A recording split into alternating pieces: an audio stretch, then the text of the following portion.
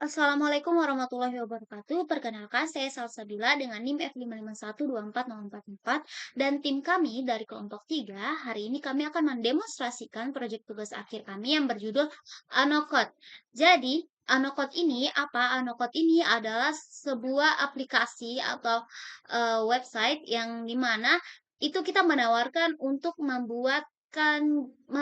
memberikan jasa terkait pembuatan website atau desain dan sebagainya. Nah, tujuannya apa? Tujuan aplikasi ini ya untuk menyediakan sistem manajemen proyek jasa. Aplikasi ini memungkinkan user memesan layanan, tracking status pengerjaan dari awal sampai selesai, dan yang paling penting ada integrasi pembayaran otomatis menggunakan Mitrans.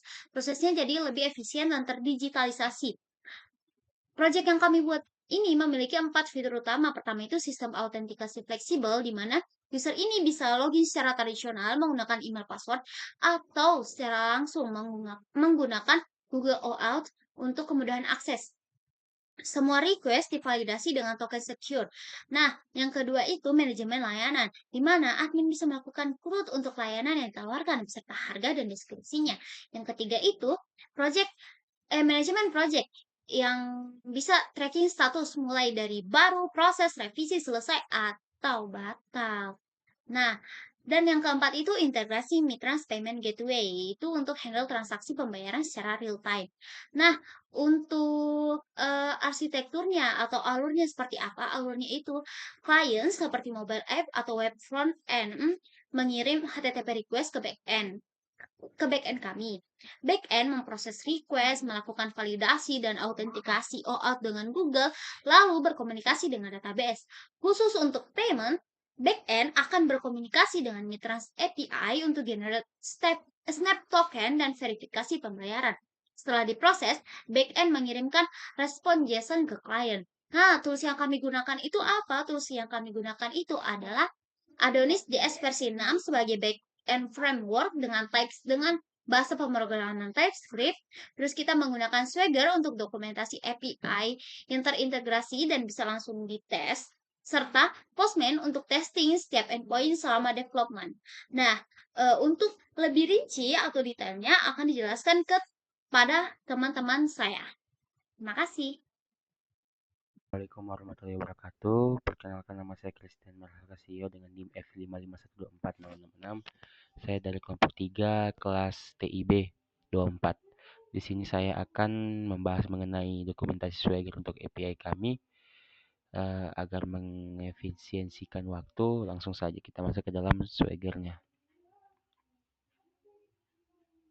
Bisa terlihat pada layar ini adalah dokumentasi untuk endpoint API kami yang dimana menggunakan kode YAML kita bisa membuat dokumentasi Swagger ini. Nah, yang pertama itu ada beberapa endpoint yang terbagi yaitu out, service, user, project, dashboard, payment, dan Google Out. Nah, untuk endpoint sendiri, contoh untuk register mempunyai skema seperti ini, full name, terus email, paspor, sama nomor telepon, dan juga kode respon yaitu 200 yang mengartikan registrasi berhasil. Begitu juga dengan metode login, responnya, terus dengan metode service, get service. Seperti ini untuk sampel value skemanya. Mungkin itu saja. Dan juga kita menggunakan token seperti yang teman saya bilang tadi. Nah, kita mungkin cukup sekian penjelasan dari saya karena waktu yang sangat terbatas. Saya Christian Marcasio pamit undur diri. Terima kasih. Ya, perkenalkan nama saya Wandari Malia Terbalu dengan NIM F5512403. Pada saat ini saya akan membahas bagian keamanan API dari proyek kami, yang dimana kami menggunakan mekanisme OpenQ Access Token. Yang dimana OpenQ ini dia tokennya tidak menyimpan informasi apapun di dalamnya. Jadi misalnya bocor, sang attacker tidak akan bisa tahu isi dari user tersebut, identitas user tersebut tidak akan bisa diketahui. Dan juga server bisa mencabut, token ini kapan saja. Untuk implementasinya yaitu saat user login, eee server akan memverifikasi email dan password-nya dan jika berhasil akan membuat new token dan menyimpan token tersebut di database. Kita langsung coba saja untuk registernya. Ini saya sudah membuat, body JSON-nya, raw-nya. Dan jika kita send akan berhasil membuat, akun dan kita langsung coba login, kita akan cek di database-nya. Oke. Nah, di saat login dia akan membuat token. Kita coba cek di database-nya dulu untuk user apakah masuk. Ah, ya, masuk. Dan juga untuk akses token masuk dan kita memiliki expire itu tokennya selama 3 jam. Dan untuk implementasinya ke dalam, bagian front end itu, jadi front end rig menyimpannya, ke local storage dan untuk setiap request berikutnya, front end akan wajib mengirim token ini lewat header authorization.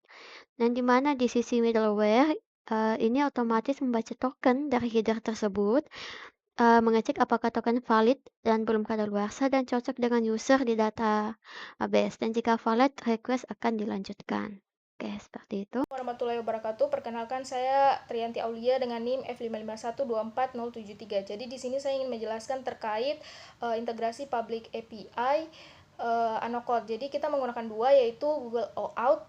Ini untuk memberikan pengalaman login yang lebih cepat dan lebih aman, dan yang kedua itu adalah Mitrans Payment API. Ini untuk menangani proses pembayaran pada aplikasi Anocode. Nah, untuk alur dari Anocode alur dari Google OAuth itu yang pertama adalah user login dengan Google, kemudian nanti aplikasi akan mengarahkan ke halaman autentikasi Google dan user nanti harus memberikan beberapa persetujuan akses. Kemudian setelah login berhasil, maka Google ini akan mengirimkan sebuah kode otorisasi dan nanti kode otorisasi ini akan ditukar dengan sebuah akses token Google. Nah, akses token ini nantinya digunakan untuk mengambil dan memverifikasi data profil pengguna. Nah, nanti setelah proses tersebut selesai, maka backend itu akan membuat sebuah akses token internal yang digunakan untuk sesi login selanjutnya di dalam aplikasi Anocode ini. Nah, kemudian alur dari Mitrans itu backend pertama mengirimkan data transaksi ke Mitrans untuk membuat sebuah snap token, kemudian nantinya pengguna akan mengklik tombol bayar dan nanti langsung diarahkan ke halaman pembayaran Mitrans, dan Mitrans ini kemudian otomatis akan menampilkan berbagai metode pembayaran. Nah, nanti pengguna bisa memilih salah satu metode pembayaran dan setelah memilih maka Mitrans itu akan memberikan nomor rekening dan kode pembayaran. Nah, terus setelah pengguna ini selesai melakukan pembayaran, maka Mitrans akan memberikan sebuah pembaruan status bahwa transaksi telah selesai kepada sistem. Mungkin cukup sekian dari saya. Wassalamualaikum warahmatullahi wabarakatuh. Warahmatullahi wabarakatuh. Perkenalkan, nama saya Jai Saigal Papia dan NIM F55124054. Baik, saya akan langsung masuk ke pengetesan endpoint ya. Baik, di sini saya sudah menyediakan 5 endpoint yang akan saya tes. Yang pertama di sini ada endpoint service. Di sini saya sudah menyediakan parameternya dan value-nya. Di sini kita bisa membuat service untuk kita sediakan untuk klien nantinya. Di sini akan saya jalankan. Ini mana dia akan membuat service-nya di sini dengan ID 2. Dan kemudian di sini ada endpoint user, dia akan membuat tokennya di sini. Saya ambil token ini untuk mengetes endpoint yang membutuhkan autentikasi. Contohnya ini. Saya sudah masukkan autentikasinya di sini. Tokennya. Tinggal saya klik. Ini endpoint untuk profilnya. Jadi dia akan menampilkan full name-nya, email sama nomor telepon, dan yang ini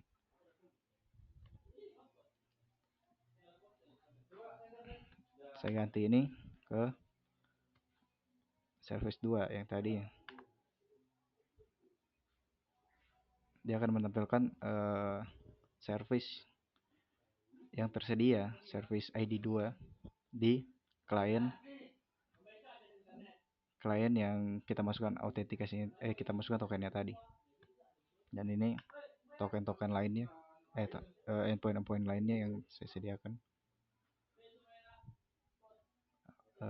Sekian dari kami. Assalamualaikum warahmatullahi wabarakatuh.